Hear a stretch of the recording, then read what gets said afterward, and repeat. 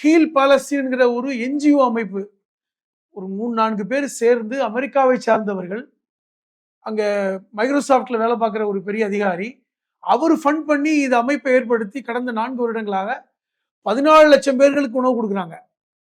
அரசு கூட செய்யல. தங்களுடைய சம்பளத்தில் பெரும்பகுதியை அதற்காக அதில் பங்கீடு செய்து, பெரும் ஆட்களிடம் வசூல் செய்து இன்னைக்கு அதெல்லாம் பண்றாங்க. எதுக்கு சொல்ல வரேன்னா, அப்படி செய்தும் கூட ஒருவேளை உணவை கிடைப்பதற்கே இன்னைக்கு அந்த மக்கள் படும் துயரம், பெரும் துயரம். உங்களுக்கு உணவு வரதா இருந்தா அந்த எஜிப்ட்ல இருந்து வரணும், எகிப்துல இருந்து வரணும்.